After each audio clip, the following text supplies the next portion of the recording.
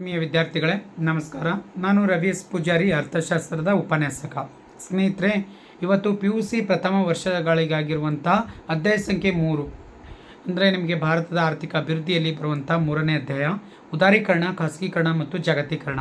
ಈ ಒಂದು ಚಾಪ್ಟರ್ನಲ್ಲಿ ಬರುವಂಥ 4 ಅಂಕದ 2 ಪ್ರಶ್ನೆಗಳನ್ನು ಇವತ್ತು ನಿಮ್ಮ ಜೊತೆಗೆ ಚರ್ಚೆ ಮಾಡ್ತಾ ಇದ್ದೀನಿ ಸ್ನೇಹಿತರೆ. ಸೊ ಮೊದಲನೇದಾಗಿ ಒಂದು ಆರ್ಥಿಕ ಕ್ಷೇತ್ರದಲ್ಲಿ ಸುಧಾರಣೆಗಳು ಏನೇನಾಯಿತು ಅದ್ರ ಬಗ್ಗೆ ಒಂದು ನೋಡೋಣ ಆ ಪ್ರಶ್ನೆ.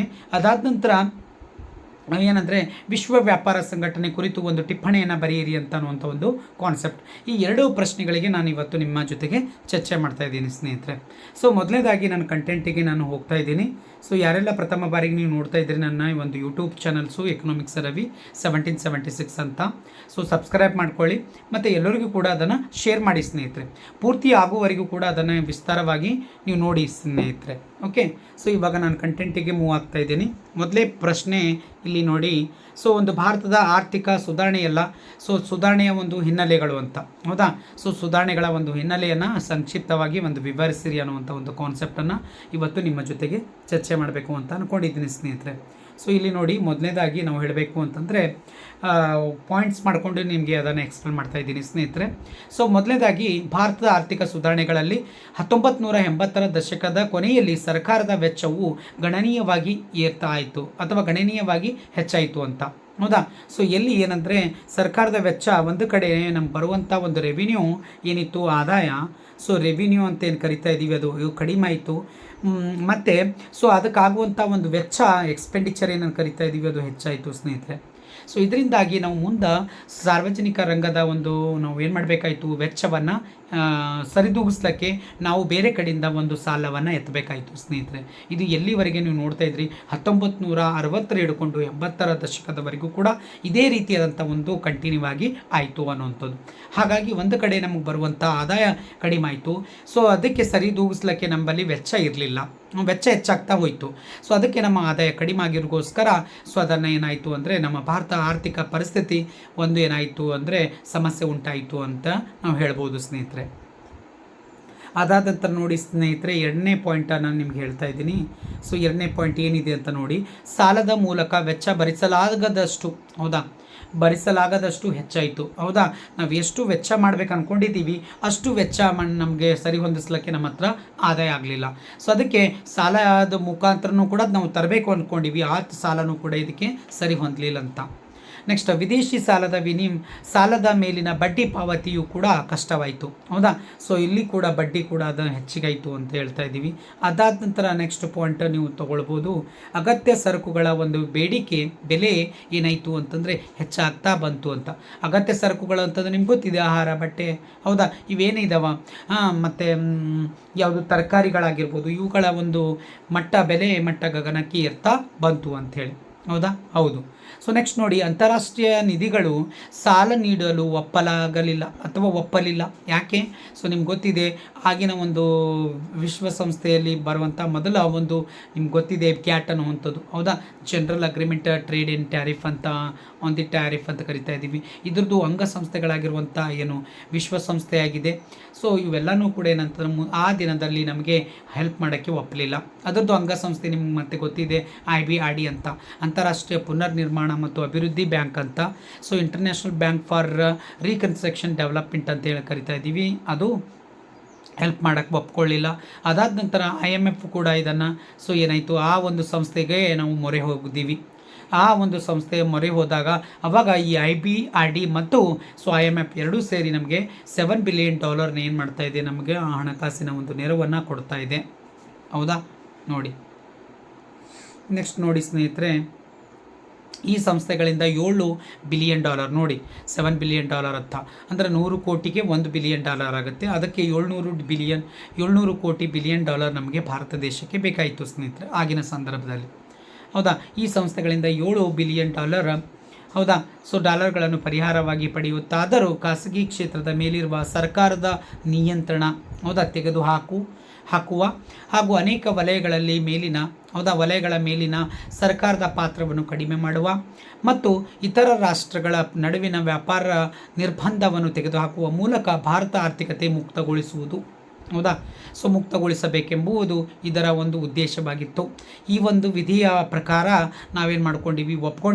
ಒಪ್ಕೊಂಡು ಆದ ನಂತರ ನಮ್ಗೆ ಅವಾಗ ಯಾವುದು $7 ಬಿಲಿಯನ್ ನಮಗೆ ಅವಾಗ ಲಭ್ಯ ಆಯಿತು ಸ್ನೇಹಿತರೆ. ನೋಡಿ ಇದರ ಹಿನ್ನೆಲೆ ಏನಿದೆ ಅಂತೇಳಿ. ಹೌದಾ, ಆರ್ಥಿಕ ಹಿನ್ನೆಲೆ, ಹೊಸ ಆರ್ಥಿಕ ನೀತಿ ಬರಬೇಕಾದ್ರೆ ಏನೆಲ್ಲ ನಾವು ಪ್ರಯತ್ನ ಮಾಡಬೇಕು ಅಂಥೇಳಿ. ಹೌದಾ, ಇದರ ಪರಿಣಾಮವಾಗಿ ಭಾರತ ಸರ್ಕಾರ ಹೊಸ ಆರ್ಥಿಕ ನೀತಿ NEPಯನ್ನು 1991 ಜುಲೈ 1 ಆಗಿದೆ. ಇಲ್ಲಿ 24 ಮಾಡ್ಕೊಳ್ಳಿ ಸ್ನೇಹಿತರೆ. ಸೊ ಇದು ರಾಂಗ್ ಆಗುತ್ತೆ. ಹೌದಾ, ಜುಲೈ ಏನಾಗಬೇಕು ಅಂತಂದರೆ 24 ಅಂತ ಆಗಬೇಕು ಸ್ನೇಹಿತರೆ. 24 ಅಂತ ಮಾಡ್ಕೊಳ್ಳಿ. ಹೌದಾ, ಜುಲೈ 24 ರಂದು 1991 ಹೊಸ ಆರ್ಥಿಕ ನೀತಿ NEP ಜಾರಿಗೆ ಬಂತು ಅಂತ.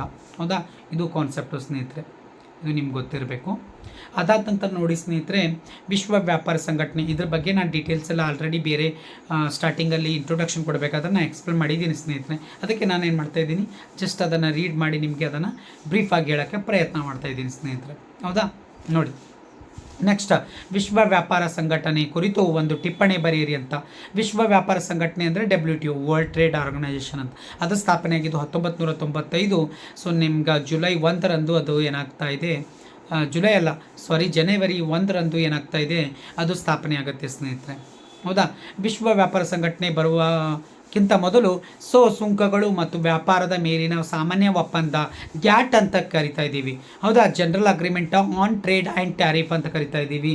ಹೌದಾ, ಈ ಟ್ಯಾರಿಫ್ ಮುಖಾಂತರ ಅದರದ್ದು ಅಂಗಸಂಸ್ಥೆಗಳು ಏನಾಗ್ತಾ ಇದೆ, ಇದರ ಒಂದು ಇಸರ ಮೇಲೆ, ಇದರ ಒಂದು ಹೇಳಿಕೆ ಮೇಲೆ ಮುಂದಿನ ಅಂಗಸಂಸ್ಥೆಗಳೆಲ್ಲನೂ ಕೂಡ ನಡೆಯುತ್ತೆ. ಈ ಸಂಸ್ಥೆ 1948 ಸ್ಥಾಪನೆ ಆಯಿತು. ಇದು ಒಂದು ಸರಕುಗಳ ವ್ಯಾಪಾರಕ್ಕೆ ಸಂಬಂಧಪಟ್ಟಂಥ ಒಂದು ಬಹುಪಕ್ಷಿ ಒಪ್ಪಂದದ ಗ್ಯಾಟಿನ ಉತ್ತರಾಧಿಕಾರಿಯಾಗಿ ಕೆಲಸನ ಮಾಡ್ತಾ ಇದೆ. ಯಾವುದು? ಇದು ವಿಶ್ವಸಂಸ್ಥೆ, ನೆನ್ಪಿಟ್ಕೊಳ್ಳಿ. ಹೌದಾ, ಗ್ಯಾಟ್ ಅನ್ನುವಂಥದ್ದು ಒಂದು ದೊಡ್ಡ ಸಂಸ್ಥೆ. ಆ ಸಂಸ್ಥೆ ಅಡಿಯಲ್ಲಿ ಇವೆಲ್ಲ ಕೆಲಸ ಮಾಡಬೇಕಾಗಿರುತ್ತೆ. ಅದರದ್ದು ಒಂದು ಬಹುಪಕ್ಷಿ ಒಪ್ಪಂದ ಅಂದರೆ, ಬಹುಪಕ್ಷಿ ಅಂದ್ರೆ ಮಲ್ಟಿಲೇಟ್ರಲ್, ಬೈಲೇಟ್ರಲ್ ಕೇಳಿರ್ಬೋದು. ಹೌದಾ, ಮತ್ತು ಇಲ್ಲೇನಾಗ್ತಾ ಇದೆ, ಯುನಿಲೇಟ್ರಲ್ ಅಂತ ಕರಿತಾ ಇದೆ. ಯುನಿಲೇಟ್ರಲ್ ಅಂದರೆ ಸಿಂಗಲ್ ಪರ್ಸನ್ಸ್ ಡಿಸೈಡಿಂಗ್ ಫ್ಯಾಕ್ಟರ್ ಆಗುತ್ತೆ. ಬೈಲೇಟ್ರಲ್ ಅಂದರೆ 2 ರಾಷ್ಟ್ರಗಳು ಈಕ್ವಲ್ ಆಗಿ ಅದನ್ನು ಮಹತ್ವ ಪಡೆದುಕೊಂಡಿರುತ್ತೆ. ಇಲ್ಲಿ ಬೈಲೇಟ್ರಲ್ ಯಾವುದು ಮಲ್ಟಿಲೇಟ್ರಲ್ ಅಗ್ರಿಮೆಂಟ್ ಅಂತ ಆಗುತ್ತೆ. ಅದು ಯಾವುದು ಆಗುತ್ತೆ, ಬಹುರಾಷ್ಟ್ರಗಳು ಅಂದರೆ ಸುಮಾರು ಒಂದು 7-8 ರಾಷ್ಟ್ರಗಳು ಸೇರಿ, ಅದಕ್ಕಿಂತ ಜಾಸ್ತಿ ರಾಷ್ಟ್ರಗಳು ಸೇರಿ ಒಂದು ಒಪ್ಪಂದನ ಮಾಡ್ಕೊಂಡಿರುವಂಥದ್ದು. ಅದು ಯಾವುದು? ವಿಶ್ವ ವ್ಯಾಪಾರ ಸಂಘಟನೆ ಆ ಕೆಲಸ ಮಾಡುತ್ತೆ ಸ್ನೇಹಿತರೆ. ನೋಡಿ, ಹೌದಾ, ಇಲ್ಲಿ ಯಾವುದಿದೆ ನೋಡಿ. ಹೌದು, ವಿಶ್ವ ವ್ಯಾಪಾರ ಸಂಘಟನೆ WTO ಇದನ್ನು 1995 ಜನವರಿ 1 ಅಸ್ತಿತ್ವಕ್ಕೆ ತರಲಾಯಿತು.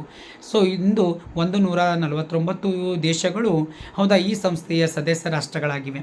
ಆ ಒಂದು ಸಂದರ್ಭದಲ್ಲಿ ನಮ್ಮ ಭಾರತ ದೇಶವು ಕೂಡ ಒಂದು ಸದಸ್ಯ ರಾಷ್ಟ್ರ ಅಂತೇಳಿ ನಾವು ನೆನಪಿಸ್ಕೋಬೇಕಾಗುತ್ತೆ ಸ್ನೇಹಿತರೆ.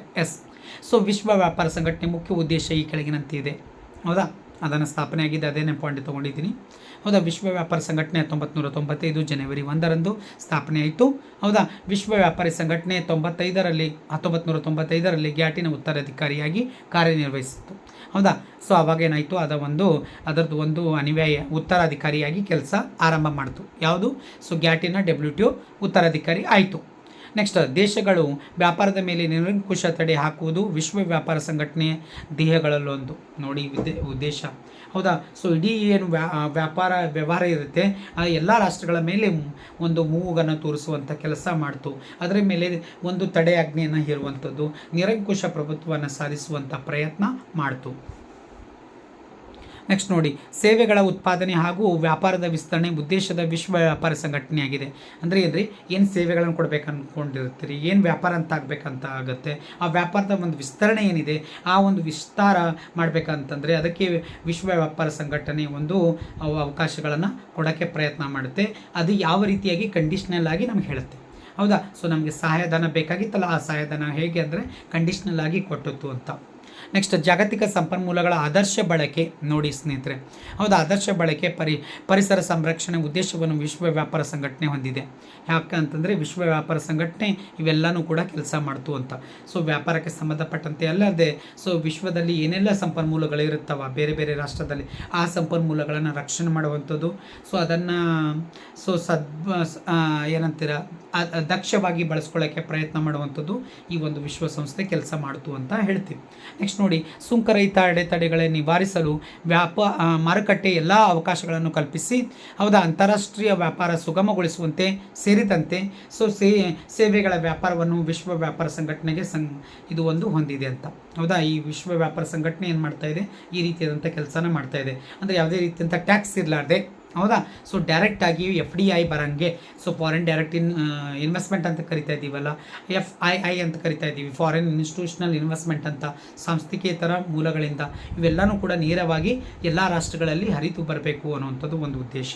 ಅದಕ್ಕೆ ಯಾವುದೇ ರೀತಿಯಂಥ ಟ್ಯಾಕ್ಸ್ ಇರಲಾರ್ದೆ, ಸುಂಕ ಇರಲಾರ್ದೆ, ಯಾವುದೇ ಅಡೆತಡೆಗಳಿರಲಾರ್ದೆ ಸುಗಮವಾಗಿ ನಡೆಸಬೇಕು ಅನ್ನುವಂಥದ್ದೇ ಈ ಒಂದು ವಿಶ್ವ ವ್ಯಾಪಾರ ಸಂಘಟನೆ ಮುಖ್ಯ ಉದ್ದೇಶ.